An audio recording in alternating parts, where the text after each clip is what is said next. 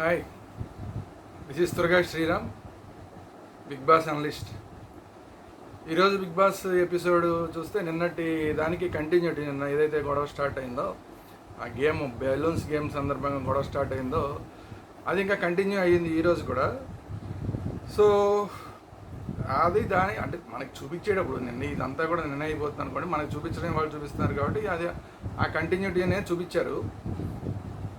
ఆ బెలూన్స్ గొడవకి సంబంధించి నిఖిల్ చాలా ఎక్కువసేపు వాదించాడు.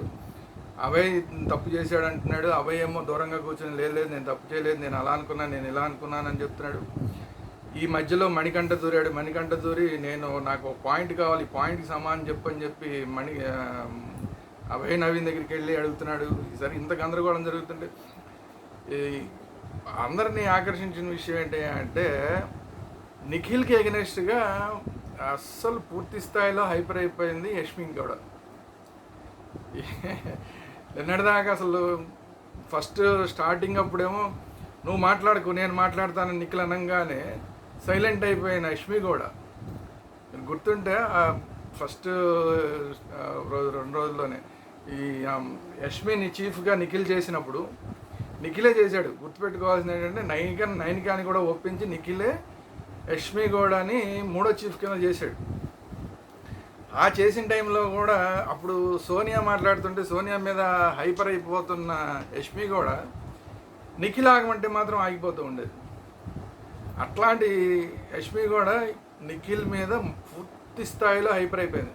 నువ్వు అరవకు అంటే కూడా నేను అరుస్తా, నేను ఇంతే, నేను ఇలాగే అరుస్తా, నా మాట తీరే ఇంత, నేను ఏమైనా అరుస్తా అని చెప్పి అసలు నేను నీతో మాట్లాడట్లేదు, వేరే మణికంఠతో మాట్లాడతాను, నేను నీతోనే మాట్లాడుతున్నా. సో ఫుల్గా గట్టిగా అరిచేసింది యష్మి గౌడ. పాయింట్ చెప్పచ్చు కానీ అంత అరుపులొచ్చుకోవాల్సిన అవసరం ఏముందనేది అక్కడ ఎవరికి అర్థం కాదు. ప్రతిదీ అరుస్తూనే మాట్లాడుతుంది యష్మి గౌడ. మాట్లాడే ప్రతి మాట గట్టిగా అరుస్తూ మాట్లాడడం అనేది పాయింట్ని ప్రూవ్ చేయదు. మరి అమ్మాయి ఎప్పటికీ ఈ విషయం తెలుసుకుంటుందో మరి అర్థం కాని విషయం. సరే, ఇవాళ నిఖిల్ కూడా చాలా గట్టిగానే మాట్లాడాడు ఇవాళ. అంటే ఆ మధ్య కొంచెం ఒక 4-5 రోజులు సైలెంట్ అయిపోయిన నిఖిల్ ఇప్పుడు కొంచెం యాక్టివ్ అవుతున్నట్టు కనబడుతుంది మొత్తానికి. సరే, ప్రేరణ తర్వాత ఇదే విషయం మీద ప్రేరణతో కూర్చుంది మళ్ళీ యష్మి కూడా వచ్చి సపరేట్గా ప్రేరణతో కూర్చుని సోనియా చేసింది అది తప్పు కదా, నువ్వు తప్పు, అవును తప్పు, మరి నువ్వు ఎందుకు మాట్లాడలేదు అంటే సమయం వచ్చినప్పుడు లేదు, నువ్వు మాట్లాడాలి, నువ్వు ఖచ్చితంగా సోనియా విషయాన్ని పాయింట్అవుట్ చేయాలి. నువ్వు ఎందుకు పాయింట్అవుట్ చేయట్లేదు, నువ్వు పాయింట్అవుట్ చెయ్యి, రేపు మాట్లాడు, ఆ టాపిక్ వచ్చినప్పుడు మాట్లాడు అని చెప్పి ప్రేరణని కూడా ఇంకా రెచ్చగొడుతుంది యష్మి కూడా సోనియా మీద. అప్పటిదాకా నిఖిల్ మీద అరిచి వచ్చింది, ఇంకా ఆవేశం తగ్గలేదు. ఇప్పుడు ఓవరాల్గా యష్మి టార్గెట్ అంతా కూడా నిఖిల్ కాదు, అసలు సోనియా టార్గెట్. సోనియా తప్పు చేసిందన్న విషయాన్ని ఎలాగైనా ప్రూవ్ చేయాలని ఆ తాపత్రయంలో నిఖిల్ మీద కూడా అరిచి గట్టిగా మాట్లాడింది. సరే, అది అయిపోయి అందరూ లోపలికి వెళ్ళిపోయిన తర్వాత కూడా మళ్ళా ప్రేరణ పక్కన కూర్చొని నువ్వెందుకు మాట్లాడావు, తప్పు నువ్వెందుకు అబ్జెక్ట్ చేయవు, నువ్వు మాట్లాడాలి, రేపు నువ్వు మాట్లాడు, ఈ విషయం టాపిక్ మాట్లాడు, రేపు నామినేషన్లో అప్పుడు మాట్లాడు, ఇట్లా నువ్వు ఏమైనా సరే మాట్లాడతాలే అంటూ. అంటే యష్మి ఎంత కోపంగా ఉంది సోనియా మీద. ఆ కోపాన్ని చూపించడానికి అవసరమైతే నిఖిల్ మీద ఆవేశపడిపోతుంది, ప్రేరణను రెచ్చగొట్టేస్తుంది. మరి అంతా ఎందుకు కోపం సోనియా మీద? ఎందుకంటే సోనియా తప్పు చేసింది, ఓకే ఫైన్, సంచాలకురాలుగా సోనియా తప్పు చేసింది. యష్మి కూడా ఏమన్నా పోనీ సంచాలకురాలుగా ఉన్నప్పుడు అద్భుతాలు చేసిందా? తను పార్షియాలిటీ చూపించింది కదా. ప్రేరణ కూడా చాలా రాంగులు చేసింది కదా సంచాలకురాలుగా ఉండి. మరి వాళ్ళు చేసినవేమో అవి బాగున్నాయి, ఇప్పుడు సోనియా తప్పు చేసిన మాట వాస్తవం. బట్ అంత ఫ్లేరప్ అయిపోయి తను అరిచింది కాకుండా నిఖిల్ మీద కూడా అరిచేసి తర్వాత ప్రేరణని కూడా రెచ్చగొట్టేసి అంత చేయాల్సిన అవసరం అవుతుంది అనేది ఆలోచించాల్సిన అంశం. తర్వాత ఇంకొకటి ఏంటంటే ఇది చాలా ఇది చెప్పడానికే కొద్దిగా ఇబ్బందిగా ఉంది. ఆ తర్వాత మర్నాడు మార్నింగ్ సీన్లో సరే డ్యాన్స్లు ఇవన్నీ అయిపోయిన తర్వాత ఇద్దరు సోనియాను నిఖిల్ కూర్చుని ఉండగా సోనియా పక్కనకి నిఖిల్ వచ్చి కూర్చోగానే సోనియా అతని చెయ్యి ఇలా పట్టుకుంది పక్క నుంచి. సరే పట్టుకుని కూర్చుంది, ఇలా పట్టుకుని కూర్చుంది. పట్టుకున్నంత వరకు ఓకే, కానీ ఆ తర్వాత గోకడం స్టార్ట్ చేసింది. నాకు అర్థం కాలేదు అసలు ఏంటి, ఏం చేస్తుంది అసలు ఈ అమ్మాయి, ఏం చేస్తుంది సోనియా, ఏం చేస్తుందని. అది కూడా ఎక్కడ గోకుతోంది, చాలా ఇబ్బందికరమైన ప్లేస్లో గోకుతోంది. ఇక్కడ ఇక్కడ చెయ్యి నుంచి పెట్టి ఇట్లా ఇట్లా ఇట్లా ఇట్లా మీకు ఇట్లా ఇట్లా ఇట్లా అంటుంది. ఇక్కడ ఇట్లా ఇట్లా అంటుంటే ఇట్లా ఇట్లా. ఎంత దారుణం అసలు ఇది. ఇప్పుడు ఏదో అతను ఏదో లవ్వర్ అని నేనేమంటలా, అతను ఫ్రెండే అవ్వచ్చు. ఫ్రెండ్ని అయితే అక్కడ గోకుతారా, చెస్ట్ మీద అక్కడ గోకుతారా? చెస్ట్ మీద కూడా కాదు, నిప్పుల్స్ మీద, కరెక్ట్గా చెప్పాలంటే నిప్పుల్స్ మీద గోకుతారా? ఆడపిల్ల అయితే గోకేయచ్చా, మగవాళ్ళని నిప్పుల్స్ మీద గోకేయచ్చా? అప్పుడు ఫ్రెండ్ కూడా కాదు, ఒక అన్నలాంటాడు అనుకుందాం. అన్నలాంటి ఎవరిని అలా గోకుతారు? పోనీ అన్నలాంటి వాడిని నిప్పుల్స్ మీద ఏ ఆడపిల్లైనా గోకుతుందా? పోనీ ఫ్రెండ్ అయితే గోకేస్తుందా? బయట అమ్మాయికి వేరే ఉన్నాయని వేరే, సరే మనకు అనవసరం, బయట విషయాలు మనకు అనవసరం. చిన్న క్లూ నాగార్జున గారు ఇచ్చారు కాబట్టి, అక్కడ ఏదో వైఎస్ఓ ఏదో ఉంది, అది ఏంటి అది ఇది అని మాట్లాడారు కాబట్టి, సరే బయట అమ్మాయికి ఏదైనా ఉండొచ్చు. ఏం ట్రై చేస్తుంది సోనియా, ఆడియన్స్కి ఏం మెసేజ్ ఇవ్వాలని ట్రై చేస్తుంది అట్లా గోకటం ద్వారా? ఏం మాట్లాడలేని పరిస్థితిలో ఉన్నాడు నిఖిల్. ఏంటి పరిస్థితి? ఇక్కడ ఉండేది ఒక 100 రోజులు, తర్వాత బయట బోల్డంత ప్రపంచం ఉంది. ఇక్కడ చేసే పిచ్చి పనుల వల్ల బయట లైఫ్లు చాలా తారుమారైపోయిన సందర్భాలు అనేక ఉన్నాయి. బిగ్ బాస్కి వచ్చి ఆ బిగ్ బాస్లో చేసిన ఇలాంటి చిల్లర పనుల వల్ల బయట ఒరిజినల్ లైఫ్లో వాళ్ళకి బాగా క్లోజ్గా ఉన్న వాళ్ళకి దూరం అయిపోయిన వాళ్ళు చాలామంది ఉన్నారు. ఆ చరిత్ర తెలుసుకోవాలి సోనియా. ఏమి మెసేజ్ ఇద్దామని అంటే జస్ట్ లైక్ కొన్ని ఓట్ల కోసమా, ఇంకొక 4 వారాలు 5 వారాలు వెళ్ళటం కోసమా? అంత అలాంటి పనులు చేయాల్సిన అవసరం ఉందా? నాకు అర్థం కాదు అసలు. ఇందుకనే ఇలాంటి పిచ్చి పనులు చేస్తున్నారు కాబట్టి సిపిఐ నారాయణ గారు లాంటి వాళ్ళు బండబూతులు తిడతారు వీళ్ళందరినీ. ఒళ్ళు కొవ్వా బలుపా ఏంటి అసలు? అది తప్పు కదా, తప్పు. ఎవరిని ఏం అన్న లాంటి వాడినైనా అలా చేయకూడదు, ఫ్రెండ్ లాంటి వాడినైనా అలా చేయకూడదు. వేరే ఏదైనా ఉంటే అది వేరే విషయం, కానీ అలాంటివి ఉన్నట్టు కనిపించట్లేదు. కానీ చాలా చాలా తప్పు చేసింది సోనియా. మనకు తెలిసి చేసిందా, తెలియకుండా ఏదైనా ఒక ఎమోషన్లో చిన్న సింపతి లాగా ఏదైనా అలా ఆ యాంగిల్ ఏమైనా చేసిందా? చాలా తప్పు చేసింది. కావాలంటే మళ్ళీ మీరు అందరూ కూడా వెళ్ళి అది మీకు ఏమైనా అవకాశం ఉంటే రికార్డెడ్ ఏమైనా ఉంటే చూసుకోండి కావాలంటే ఏం చేసిందని. ఇలాంటి వాటి వల్లే బిగ్ బాస్ని బ్యాన్ చేయాలని చెప్పేది. ఇలాంటి చిల్లర చేష్టలు చేసే కంటెస్టెంట్ల వల్లే బిగ్ బాస్ని బ్యాన్ చేయాలని చెప్పేది.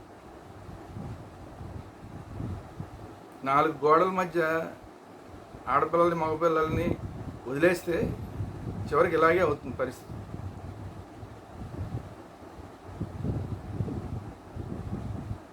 ఇదే కనుక కంటిన్యూ అయితే ఖచ్చితంగా బిగ్ బాస్ బ్యాన్ చేయాలని మాట్లాడే వాళ్ళలో ఇంకా స్ట్రాంగ్గా పెరుగుతారు. బిగ్ బాస్ బ్యాన్ చేయాలని చెప్పేవాళ్ళు ఇండైరెక్ట్గా ఇస్తారా, డైరెక్ట్గా ఇస్తారా? నాగార్జున గారు ఖచ్చితంగా సోనియాకి చిన్న వార్నింగ్ ఖచ్చితంగా ఇవ్వాలి. ఇవ్వకపోతే బిగ్ బాస్ ప్రోగ్రామ్ అనేది ఒక బ్రోతల్ హౌస్ అని ఏదైతే నారాయణ గారు చెప్పారో అదే వాస్తవమేమో అన్నట్లాగా అయిపోతుంది పరిస్థితి. అందరూ మంచి మంచి ఆడపిల్లలు, మంచి మంచి మగపిల్లలు. అనవసరంగా ఎక్కడ కూడా బ్యాడ్ తెచ్చుకోకూడదు, ఎవ్వరు కూడా బ్యాడ్ తెచ్చుకోకూడదు. సోనియా మాత్రమే కదా, ఎవ్వరు సేఫ్గా హౌస్లోకి వెళ్ళాలి, సేఫ్గా హౌస్లోంచి బయటికి రావాలి. అది ఆడపిల్లలైనా సరే మగపిల్లలైనా సరే. అక్కడ చేసే వ్యవహారాల వల్ల బయట లైఫ్ అనేది ఎప్పుడు కూడా డ్యామేజ్ కాకుండా చూసుకోవాలి.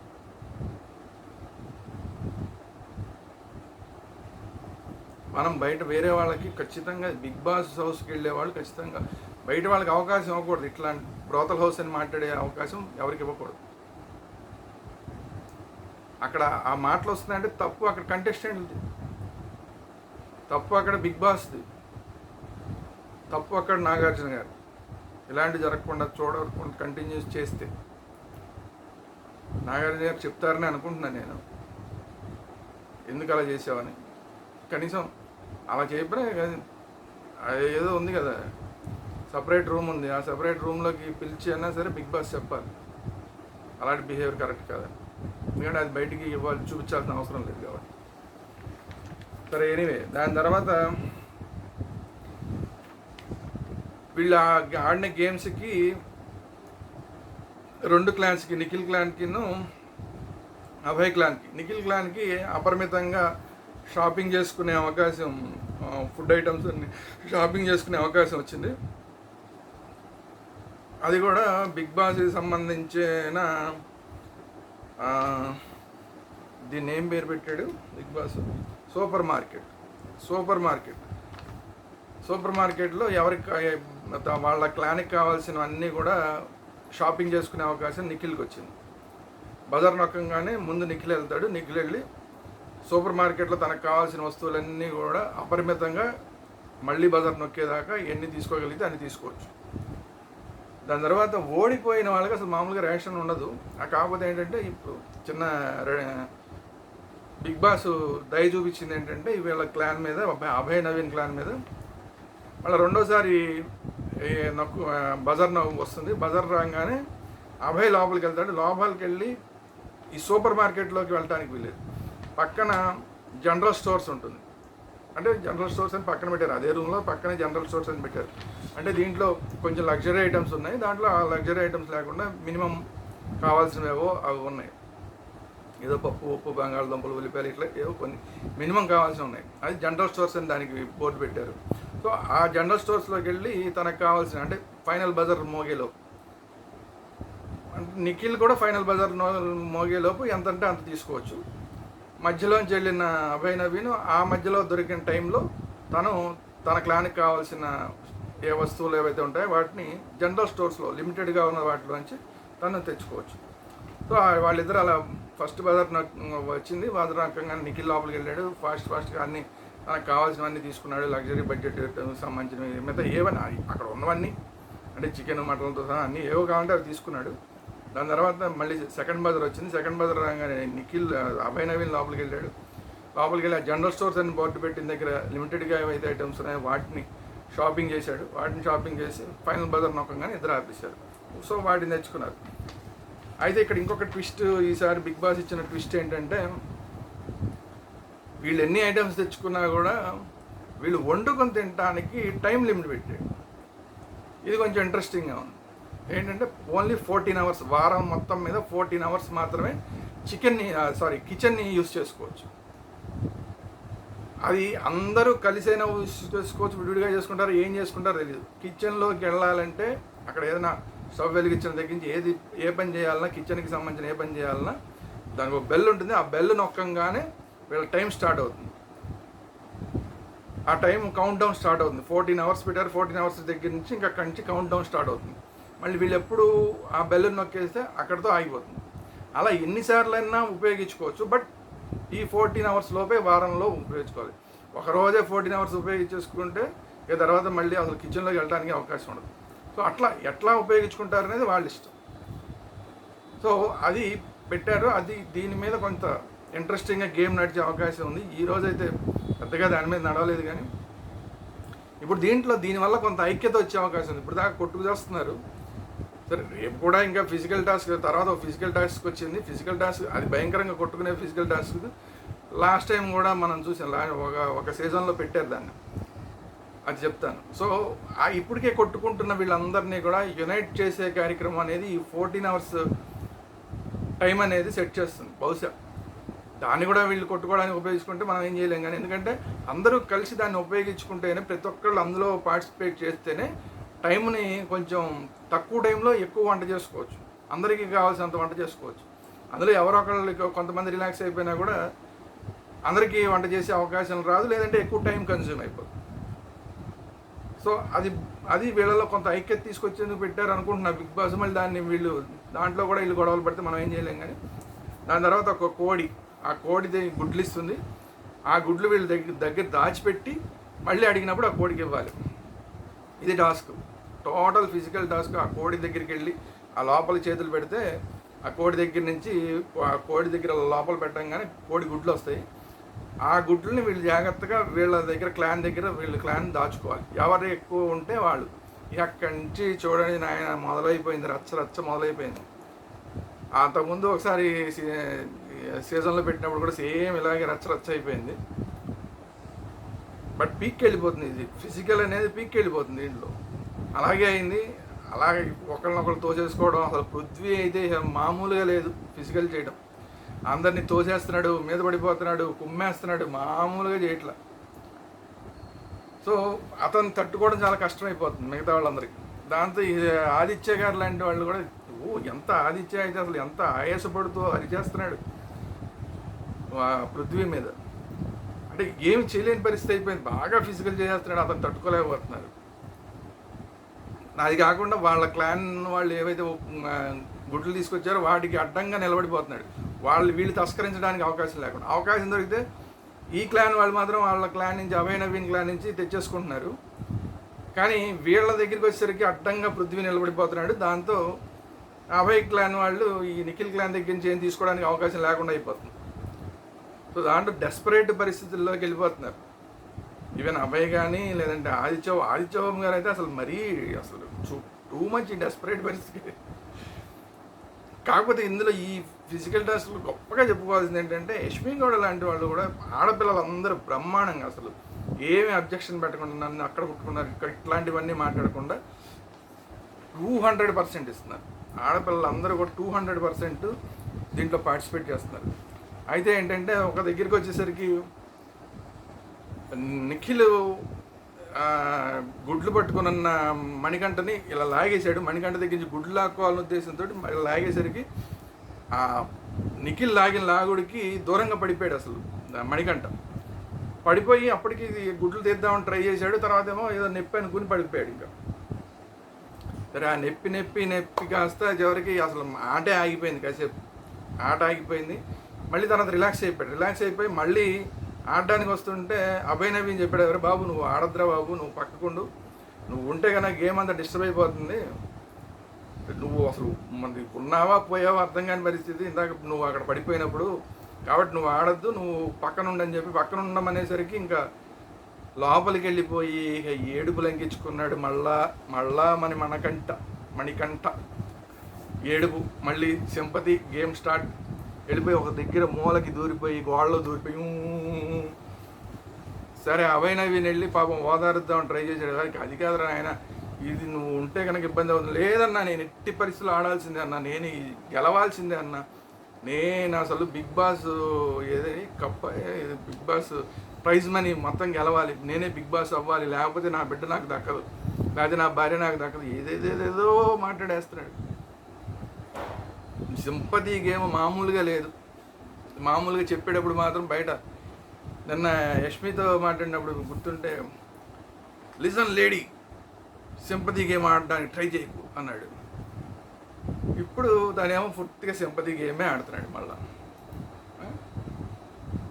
ఫ్రెండ్షిప్ వేర్ అన్నాడు, టాస్క్ వేర్ అన్నాడు, ఏదో మిగతా ఒక 4 రకాలు చెప్పాడు. దేనికి దానికే ఉండాలన్నాడు. తీరా తన దగ్గరికి వచ్చేసరికేమో ఆవేశపడిపోతున్నాడు, ఎవరన్నా మాట్లాడితే ఒప్పుకోవట్లేదు. ఇలా ఏదన్నా టాస్క్లోనేమో ఇలా పడిపోయి ఏడుపు లంకించుకుని బయట విషయాలన్నీ మాడుతున్నాడు. బయట విషయాలన్నీ వేరే, గేమ్ వేరే అని చెప్పాడు కదా. మరి అలాంటి వాడు మళ్ళీ ఇప్పుడు బయట విషయాలన్నీ మాడుతున్నాడు, ఇంటి దగ్గర విషయాలన్నీ మాట్లాడి అవన్నీ కూడా గేమ్లోకి చొప్పించి ఇక్కడ ఏడుపు లంకించుకుని తను ఏదైతే బయట వాళ్ళకి చెప్తున్నాడో అది తను ఆచరించట్లేదు. మణికంఠ టోటల్గా సింపతి గేమ్ ఆడుతున్నాడు. అవకాశం దొరికిన దగ్గర సింపతి. మంచి ఆర్గ్యుమెంట్స్ బాగా చేస్తున్నాడు. అలాంటి ఆర్గ్యుమెంట్స్. మళ్ళీ ఇంకొక పెద్ద విషయం జరిగింది ఏంటంటే, ప్రేరణకిను విష్ణుప్రియకి చాలా పెద్ద ఇష్యూ అయింది. ప్రేరణ దోశ వేయమని ప్రేరణ దోశలు వేస్తుంది, ఏదో దోశ వేయమని విష్ణుప్రియ అడగంగానే చిరాకు పడిపోయింది. చిరాకు పడిపోయి తీసుకొచ్చి ఇలా వేసింది, విసిరేసినట్లాగా పెట్టింది. దాంతో అసలు ఏడుపు లంకించుకుంది. ఇంకా విష్ణుప్రియ అయితే నేను తిన్నంతే అని చెప్పి, సరే నేను వేస్తానని చెప్పి మణికంఠ వేసి పెట్టాడు. మణికంఠ వేసిన దోశని తీసుకుని తప్ప ప్రేరణ వేసిన దోశని తీసుకోకుండా అక్కడే వదిలేసి వెళ్ళిపోయింది. విష్ణుప్రియ వెళ్ళిపోయి ఏడుపు లంకించుకుంది. ఏదో ముష్టడికి వేసినట్టే వేసింది, ఏదో ముష్టిదానికి వేసినట్టు వేసింది నాకు అని చెప్పి అక్కడ విష్ణుప్రియకి చాలా బాగా సపోర్ట్ చేశాడు మణికంఠ. తన క్లాన్ సభ్యురాలైనా కూడా ప్రేరణకి వ్యతిరేకంగా టోటల్గా విష్ణుప్రియకి సపోర్ట్గా మాట్లాడాడు. లేదు ప్రేరణ నువ్వు చేసింది తప్పు తప్పు తప్పు అని మాట్లాడాడు.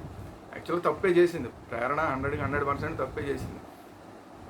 కానీ తన క్లాన్ అమ్మాయి అయినా కూడా అమ్మాయిని పట్టించుకోకుండా విష్ణుప్రియకి చాలా మానవత్వంతో చాలా బాగా సపోర్ట్ చేశాడు మణికంఠ. అట్లా సపోర్ట్ చేసిన వాడు ప్రేరణకి వ్యతిరేకం అయిపోయాడు. ప్రేరణకి ఇతనికి వర్డ్స్ బాగా ఎక్స్చేంజ్ అయినాయి. నీ మూలానే అసలు మొత్తం అంతా కంపు అయిందని చెప్పి ప్రేరణ చెప్పింది, లేకపోతే మేము చూసుకునే వాళ్ళం ఉంది. అయినా సరే ఏం తగ్గకుండా లేదు నువ్వు చేసింది తప్పు తప్పు తప్పు అని చెప్పాడు. అంత స్ట్రాంగ్గా అక్కడ నిలబడిన మణికంఠ ఎక్కడికి వచ్చేసరికి నువ్వు అని ఏడ్చేసి, ఈ గేమ్లో నువ్వు ఉండదురా బాబు, ఫిజికల్ ఎక్కువ ఉంది, ఇది నువ్వు తట్టుకోలేవు, మళ్ళీ నువ్వు ఏ దెబ్బలు తగిలితే మళ్ళీ ఇబ్బంది అవుతుందని చెప్తే ఏడవటం మాత్రమే కాకుండా మళ్ళీ సింపతి గేమ్, మా ఆవిడ మా పిల్ల నేను ఏమైనా సరే గెలవాలి, గెలవకపోతే నా పిల్ల నాకు దక్కదు, లేకపోతే నా భార్య నా దగ్గర రాదు. Worst game. ఒకరోజు వరస్ట్ బాగా ఆడుతున్నట్టు కనబడతాడు, వరస్ట్ గేమ్ సింపతి గేమ్లోకి వచ్చేస్తాడు. మళ్ళీ బాగా ఆడుతున్నట్టు కనబడతాడు, మళ్ళీ వరస్ట్గా సింపతి గేమ్లోకి వచ్చేస్తాడు. అంత ఫ్లక్చుయేషన్స్ మైండ్ సెట్ ఉన్నవాడు అసలు ఈ మధ్యకాలంలో మనం చూడటం ఇదే అనుకుంటున్నాను తెలిసి. సో రేపు ఇంకా ఏం జరుగుతుంది, రేపు ఇంకా ఫిజికల్ ఇంకా ఎక్కువ అయ్యే అవకాశాలు ఉంది. ఈ కోడి గుడ్లు ఈ వ్యవహారం అది ఇంకా గేమ్ కంప్లీట్ అవ్వాలి. ఇది కంప్లీట్ అవ్వాలంటే అసలు చాలా ఫిజికల్ అయిపోతుంది. అసలు 90% ఇలాంటివన్నీ కూడా మధ్యలోనే ఆగిపోతాయి, ఇలాంటి గేమ్లన్నీ కూడా. ఒకసారి రేపు కూడా ఇది ఫిజికల్ ఎక్కువ అయిపోయి మధ్యలో ఆపేస్తే బిగ్ బాస్. సో ఏం జరుగుతుంది అనేది రేపు చూద్దాం.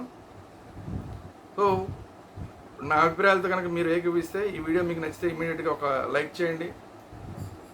మణికంఠ సింపతి గేమ్ ఆడుతున్నాడు అనుకుంటే ఆ విషయాన్ని మీరు కామెంట్స్ రూపంలో తెలియజేయండి. లేదా మీరు లేదు మణికంఠ బాగా ఆడుతున్నాడు, సింపతి గేమ్ ఎక్కడ ఆడట్లేదు అనుకుంటారో అదే మీరు కామెంట్స్ రూపంలో తెలియజేయండి.